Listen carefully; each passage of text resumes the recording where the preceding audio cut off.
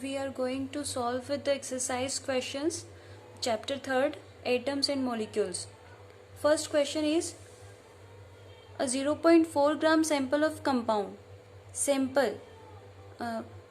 of oxygen and boron was found by analysis to contain 0.0696 gram of boron and 0.144 gram of oxygen. Calculate the percentage composition of the compound by weight. यहाँ पे देखो sample का wait यहाँ पे दिया हुआ है, कितना ग्राम दिया हुआ है. द मास ऑफ सैंपल,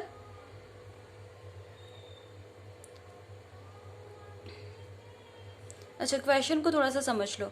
यहाँ पे मास सैंपल हमें दिया हुआ है और ये जो एक कंपाउंड का मास सैंपल हमें दिया, मतलब कंपाउंड का मास हमें दिया हुआ है. और इसी कंपाउंड में ऑक्सीजन और बोरॉन का परसेंटेज, मतलब बोरॉन का परसेंटेज हमें फाइंड करना है. और बोरॉन और ऑक्सीजन का जो कितना ग्राम उसमें प्रेजेंट है कंपाउंड में, वो हमें गिवन है. फर्स्ट यहाँ पे दे के रखा है बोरॉन का कितना दिया हुआ है, 0.096 ग्राम दिया हुआ है. और ऑक्सीजन का कितना दिया हुआ है, 0.144 ग्राम ऑक्सीजन का वेट हमें यहाँ पे दिया हुआ है, गिवन है. तो यहाँ पे हमें सिर्फ क्या फाइंड करना है, उसका परसेंटेज, यानी कि वो जो कंपाउंड में, वो जो हमारा सैंपल है उसमें वो जो कंपाउंड में कितना परसेंटेज ऑक्सीजन बोरॉन है और कितना परसेंटेज हमारा ऑक्सीजन है ना. तो ये जो क्वेश्चन है ना, हम किस तरह से सॉल्व करेंगे, जैसे हमारे टोटल मार्क्स से हमें कितने फाइंड होते हैं, कितने हमें मिले हैं, है ना, एग्जाम में कितने, तो उससे हम परसेंटेज जैसे निकालते हैं वैसे ही निकालेंगे. ठीक है. तो मास ऑफ सैंपल कितना, जो कि हमें देके रखा है, कितना देके रखा है, 0.24 ग्राम. वैसे ही बोरॉन का दिया हुआ है, कितना देके रखा है, 0.096 ग्राम. और ऑक्सीजन का दिया हुआ है, O2 लिख देती हूँ मैं, ऑक्सीजन का कितना दिया हुआ है, ऑक्सीजन ही लिखते हैं ना, कितना दिया हुआ है, 0.144 ग्राम दिया हुआ है.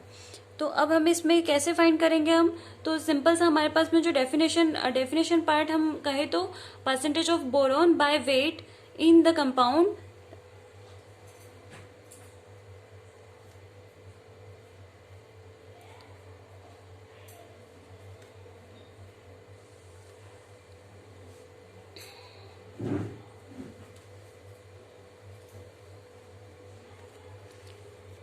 देखो परसेंटेज कितना हमें फाइंड, कितना है बोरॉन का, 0.096 अपॉन कितना, टोटल कितना है, टोटल 0.24. तो उसमें परसेंटेज निकालने के लिए हम क्या करते हैं, 100 से उसको मल्टीप्लाई कर देंगे, तो हमारा जो भी आंसर आएगा वो परसेंटेज में आ जाएगा. तो उसको फाइंड करो.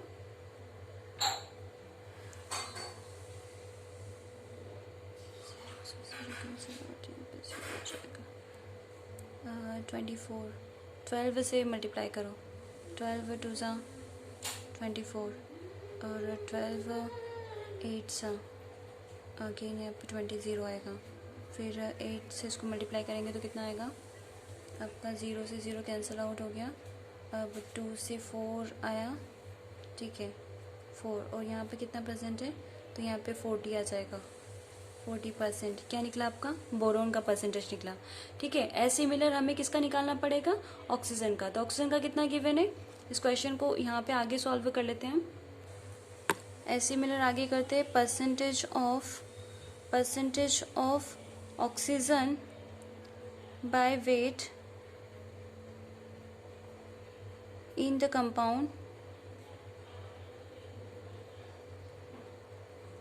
इज इक्वल टू, कितना है यहाँ पे, ऑक्सीजन का दिया हुआ है, ऑक्सीजन का है 0.144 अपॉन कितना टोटल है, 0.24 मल्टीप्लाई 100.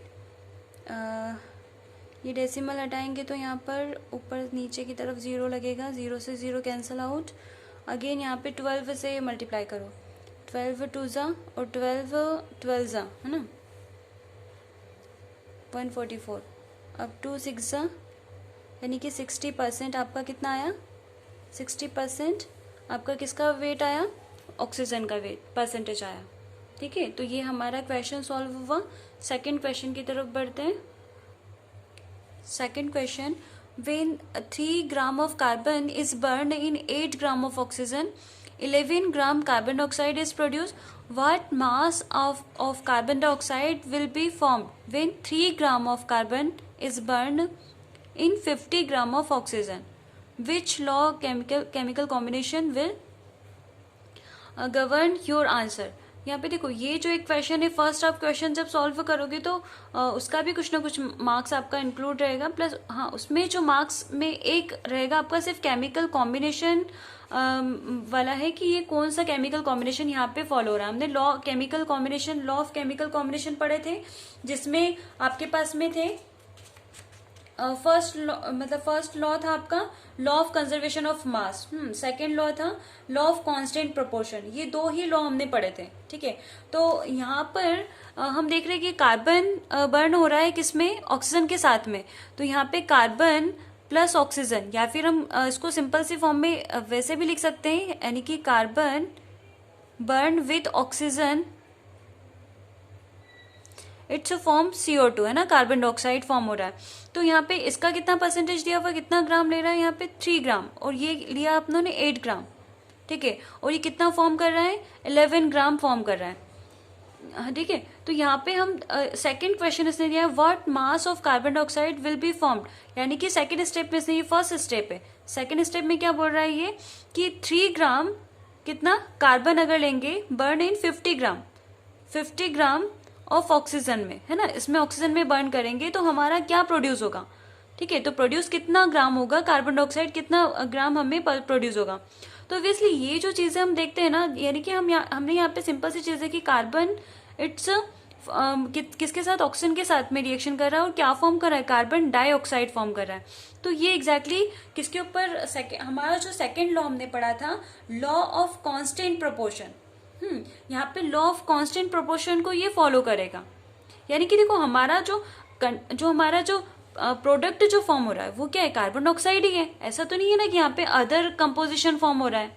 ठीक है, तो यहाँ पे जब हमने 3 ग्राम ऑक्सीजन कार्बन लिया तो ऑक्सीजन 50 ग्राम हुआ. तो ऑब्वियस सिंपल सी चीज है, 3 ग्राम कंटेन करेगा, मतलब प्रोडक्ट फॉर्म करेगा, उतना ही कंपाउंड फॉर्म करेगा, यानी कि 11 ग्राम कार्बन डाइऑक्साइड ही फॉर्म करेगा. ठीक है, कार्बन डाइऑक्साइड ही फॉर्म कर रहा है. और बाकी जो हमारा ऑक्सीजन है, एक्सेस क्वांटिटी में ऑक्सीजन लिया, यहाँ पर 3 ग्राम ही कार्बन प्रेजेंट है और ऑक्सीजन 50 ग्राम है. तो यहाँ पे एक्सेस क्वांटिटी में रहा है क्या, ऑक्सीजन. ठीक है, तो यहाँ पे रिमेनिंग हमारा कुछ ना कुछ क्वांटिटी में जो रिमेनिंग रहेगा वो 43 ग्राम जो रहेगा वो हमारा ऑक्सीजन रिमेनिंग रहेगा आफ्टर प्रोडक्ट. ठीक है, प्रोडक्ट बनने के बाद भी हमारा 43 ग्राम जो रहेगा वो हमारा कार्बन क्या रहेगा, रिमेनिंग है, ऑक्सीजन रिमेनिंग रहेगा. ठीक है, तो यहाँ पर हम सिंपल सी चीज हम यही देख रहे हैं कि इसमें जो लॉ, यानी कि केमिकल लॉ जो कंडक्ट हो रहा है, गवर्न हो रहा है, वो हमारा कौन सा लॉ है, the law of constant proportion. ठीक है, यहाँ पे आंसर लिखेंगे, answer is governed by the law of constant proportion.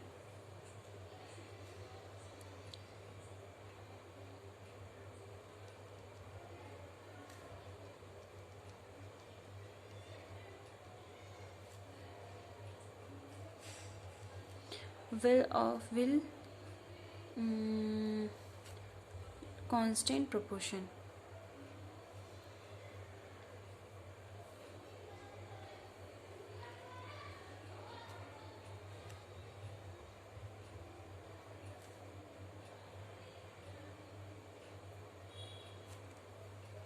ठीक है, तो ये हमारा सेकंड क्वेश्चन हुआ. थर्ड क्वेश्चन आपके सामने,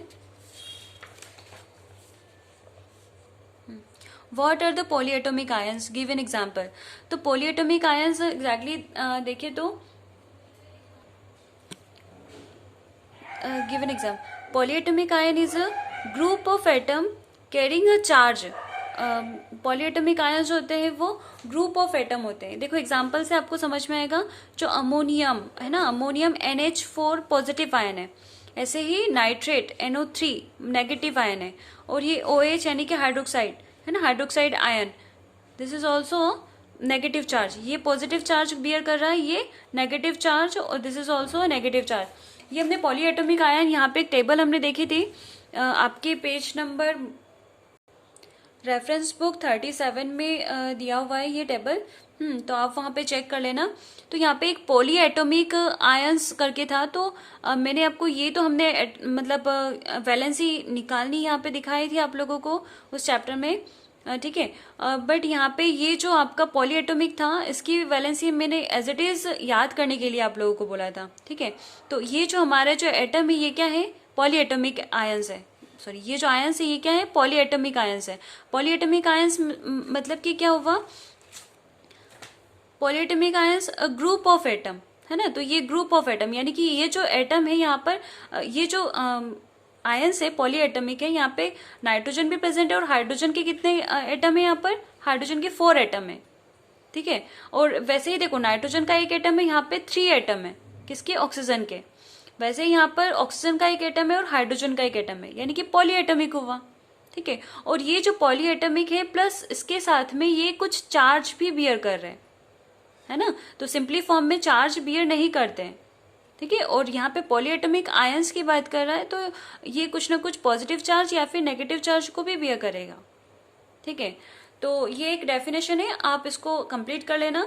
और नेक्स्ट क्वेश्चन आपका आता है, right the chemical formula of following the magnesium chloride. तो हमें मैग्नीशियम क्लोराइड, यही इसी टेबल से ही हम लोग इसका क्या निकालेंगे, मॉलिक्यूलर फॉर्मूला बनाना सीखेंगे, ठीक है। तो ये टेबल आप लोगों के सामने रहेगी और आप इसे हम फर्स्ट देखो, यहाँ पे फर्स्ट क्या करते हैं, मैग्नीशियम क्लोराइड। तो सिंपल सा हमें सबसे पहले हम क्या लिखते हैं, एक तो सिंबल लिखेंगे, सेकेंड स्टेप में क्या लिखते हैं, वैलेंसी, ठीक है। तो सिंबल इसका क्या है, मैग्नीशियम का सिंबल क्या है, Mg। और इसकी मैग्नीशियम के ऊपर चार्ज क्या होता है, आप इस टेबल में एक बार चेक करना, मैग्नीशियम के ऊपर चार्ज होता है 2 पॉजिटिव चार्ज है, ठीक है। और हम इसे निकाल भी सकते हैं, है ना, वैलेंसी को। तो यहाँ पे 2 पॉजिटिव चार्ज है प्लस वैलेंसी इसकी क्या हुई, 2, ठीक है। तो ये इसकी वैलेंसी यहाँ पर आपको दिख रही है 2। ऐसे ही सिमिलर हम यहाँ पे सेकेंड हमारा कौन सा कंपाउंड है, क्लोराइड। तो क्लोराइड का सिंबल क्या है, Cl, जो कि नेगेटिव सिंगल माइनस होता है। आप उस टेबल में चेक कर लेना एक बार, तो आपको दिख जाएगा। तो इसकी वैलेंसी कितनी हुई, 1। तो हम सिर्फ क्या करते हैं, क्रीज क्रॉस करते हैं और इससे हमारा फॉर्मूला फॉर्म होता है। यानी कि क्रीज क्रॉस मतलब कि वैलेंसी को हम बस शिफ्ट कर देंगे, यानी कि इसका जो फाइनल फॉर्मूला हुआ MgCl2, ठीक है। ये हमारा फाइनल फॉर्मूला हुआ किसका, मैग्नीशियम क्लोराइड का। ऐसे सिमिलर कैल्शियम ऑक्साइड का फॉर्म करना है, तो फर्स्ट क्या करना है, symbol, second valency. First calcium का क्या है, सिंबल 2 पॉजिटिव आयन है, ऑक्साइड का होता है 2 नेगेटिव आयन, ठीक है। अब वैलेंसी इसकी यहाँ पर चार्ज 2 है, 2, तो यहाँ पे क्रिस क्रॉस करेंगे तो क्या फॉर्म बनेगा, CaO।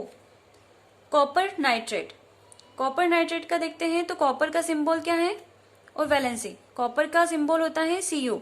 और Cu के ऊपर देखो, यहाँ पर आप लोग यहाँ पे चेक करना, कॉपर के पास जो है ये 2 पॉजिटिव आयन भी है, प्लस कॉपर के पास में सिंगल पॉजिटिव आयन भी है। हम दोनों के साथ में नाइट्रेट फॉर्म करना सीखेंगे, ठीक है। वैलेंसी जब 1 होगा तब भी उसका कंपाउंड फॉर्म करेंगे, और वैलेंसी 2 होगा तो उसके साथ भी हम कंपाउंड फॉर्म करेंगे।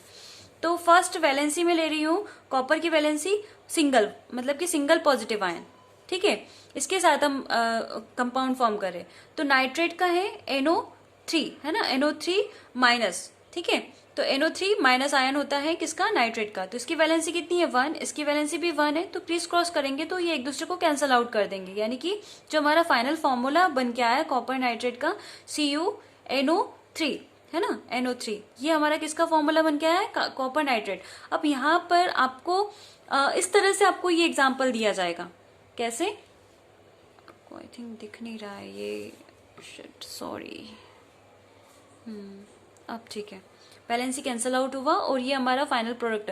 यहाँ पे जो कॉपर है, ये कॉपर पॉजिटिव सिंगल, यानी कि हम इसको हमने स्टॉक नोटेशन से शो किया था, ठीक है। ये स्टॉक नोटेशन आपको इस तरह से गिवन रहेगा क्वेश्चन में। कॉपर अगर फर्स्ट दिया हुआ है दैट मीन्स वो वैलेंसी 1 को बियर कर रहा है, ठीक है, वैलेंसी उसकी 1 रहेगी। और सेकेंड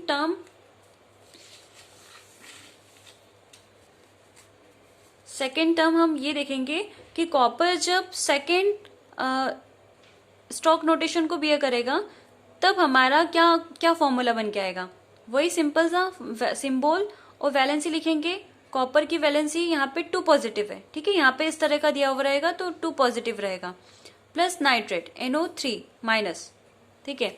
अब यहाँ पे इसकी वैलेंसी 2 है, इसकी वैलेंसी 1 है, जब क्रिस क्रॉस करेंगे तो क्या होगा, CuNO3 whole eyes whole twice, ठीक है। तो इस तरह से ये इसका फाइनल फॉर्मूला निकल के आया।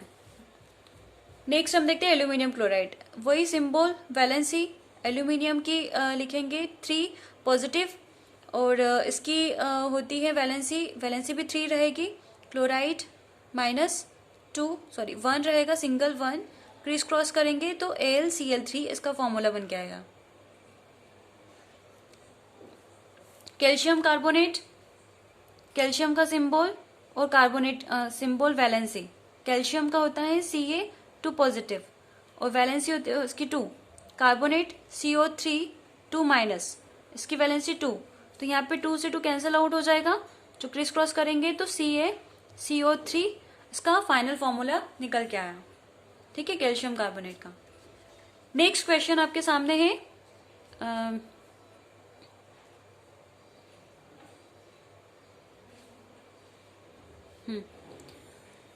Give the name of the element present in the following compound. तो फॉलोइंग कंपाउंड्स में हमें नेम फाइंड करना है, मतलब कि एलिमेंट फाइंड करना है। तो ये जो कुछ कंपाउंड है इनके नाम फॉर्मूला हमें एज इट इज याद करने होते हैं। जो क्विक लाइम का फॉर्मूला होता है CaO, ठीक है। तो इसमें जो एलिमेंट प्रेजेंट है, फर्स्ट एलिमेंट क्या है, कैल्शियम,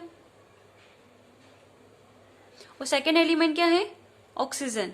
तो ये हमारा फाइनल आंसर होगा।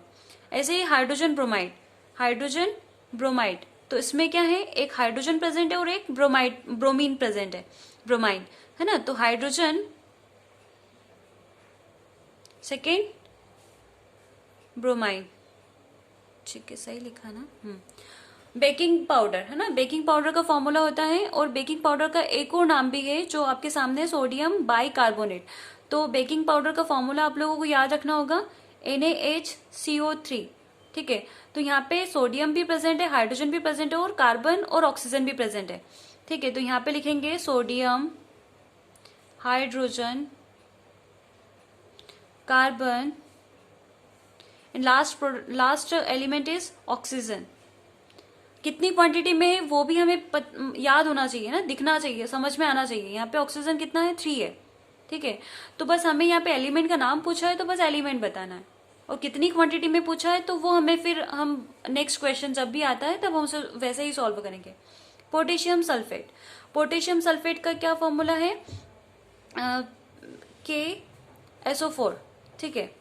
पोटेशियम सल्फेट K2SO4, ठीक है। तो यहाँ पे K2SO4 पोटेशियम सल्फेट का फॉर्मूला है। तो इसमें पोटेशियम प्रेजेंट है प्लस सल्फर प्लस ऑक्सीजन, ठीक है। तो ये इसका फाइनल आंसर होगा। Calculate the molar mass of following substance, ethyne का हमें मोलार मास निकालना है। देखो, मोलिकुलर मास और एटॉमिक मास हमने निकालना सीखा था, ठीक है। तो एटॉमिक मास तो एग्जैक्टली हम कहते थे क्या, जो हमारा एटॉमिक नंबर है उसका जस्ट डबल, ठीक है। यानी कि हमने जब एटॉमिक मास हमने देखा था, ये आपके सामने टेबल थी, उसमें हमने लिखा था, ये जो एक टेबल थी सिंपल सी, हमने पेरियोडिक टेबल से जो कि निकाली थी, है ना, और आप लोगों को सबको निकालना भी आया था। और इसका हाँ, एक और चीज मुझे बतानी थी, यहाँ पे एटॉमिक मास की जस्ट यूनिट क्या होती है, यूनिफाइड, यू, ठीक है। तो ये जो भी मास रहेंगे, इन मास के पीछे आपके पास यूनिट लगी रहेगी यू, और नहीं भी होती है तो हमें यू ही समझना है ना। तो यहाँ पे calculate the molecular molar mass हमें निकालना है, ठीक है, मोलार मास फाइंड करना है। तो सिंपल सा हमें यहाँ पे जितने भी एलिमेंट है, कार्बन प्रेजेंट है और हाइड्रोजन प्रेजेंट है, ठीक है। ये यहाँ पे मैं थोड़ा सा क्लियर करके लिख दूँ, C2H2 इसका फॉर्मूला है, किसका, इथाइन का। तो ये आपको फॉर्मूला वहां पे गिवन रहेगा, बस हमें मास फाइंड करना पड़ेगा। तो यहाँ पे कार्बन और हाइड्रोजन का मास हमें टोटल करना पड़ेगा। मोलार मास क्या होता है, ये जितने भी एलिमेंट होते हैं इनका जस्ट मास हमें क्या करना है, प्लस कर देना होता है। तो यहाँ पे कार्बन का कितना मास है, 12 मास है इसका, प्लस एक और चीज, आपको यहाँ पर कुछ मास दिए हुए रहेंगे, ठीक है, गिवन रहेंगे। यहाँ मैंने क्वेश्चन एग्जैक्टली नहीं लिखा, लेकिन आप कार्बन का मास और सल्फर का मास, फास्फोरस, इन सब का मास आपको गिवन रहेगा, तो वहां से बस निकालना आपको, ठीक है। तो वहां से देख के बस यहाँ पे नोट डाउन कर लेंगे। तो कितना हुआ इसका, कार्बन का 12 +2 से मल्टीप्लाई करेंगे, कितने कार्बन है यहाँ पर, 2 है, ठीक है। प्लस यहाँ पे हाइड्रोजन का मास कितना है, 1, प्लस कितने मल्टीप्लाई किससे करेंगे, 2 हाइड्रोजन से, 2 हाइड्रोजन, तो यहाँ पे टोटल कितना, 12 टू ज़ा 24 +2 इक्वल टू टोटल कितना हुआ, 26, है ना। 26 किसका मास निकला आपका, कार्बन का, सॉरी कार्बन किसका किसका है ये आपके पास में, इथाइन का। 28 है क्या, 12 टू 24, 2 1 2, यस 26 ही तो है। सेकेंड आपका दिया हुआ है सल्फर, तो सल्फर का एटॉमिक मास होता है, यहाँ पे मैं लिख देती हूँ 32, है ना। तो 32 मल्टीप्लाई, कितने एटम है यहाँ पर, 8 एटम है, तो इसे मल्टीप्लाई करेंगे तो कितना आएगा इसका आंसर,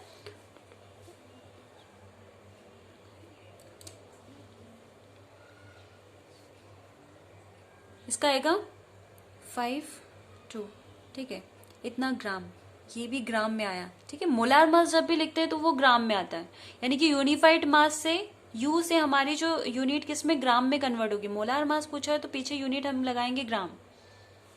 फास्फोरस का देखिए तो फास्फोरस का होता है 15, आई थिंक इसका होता है, हाँ 31, है ना, फास्फोरस का होता है 31, तो 31 मल्टीप्लाई 4, टोटल कितना आया, 124 ग्राम आएगा इसका। अब हाइड्रोक्लोरिक एसिड का देखें तो हाइड्रोक्लोरिक, हाइड्रोजन का मास होता है 1, प्लस क्लोरीन का मास होता है 35.5, ठीक है, ये आपका 35.5 है, तो टोटल करेंगे तो 36.5 आ जाएगा ग्राम में, किसका, हाइड्रोक्लोरिक एसिड का। वैसे ही नाइट्रिक एसिड का हाइड्रोजन का 1 प्लस नाइट्रोजन का होता है 17 to the 14, sorry 7 to the 14, 14 multiply तो नहीं करना है, प्लस ऑक्सीजन का कितना है 16 मल्टीप्लाई 3, तो टोटल कितना हुआ 1 प्लस 14 प्लस 16, तो 3 48 इक्वल टू टोटल करेंगे तो इसका आएगा 63 ग्राम। नेक्स्ट क्वेश्चंस हम नेक्स्ट वीडियो में देखते हैं, ठीक है। तो आपकी डिस्क्रिप्शन में ये मैं लिंक शेयर कर दूंगी, तो आप उसे भी चेक कर लेना। तो सेकंड क्वेश्चन से हम वहाँ से स्टार्ट करेंगे।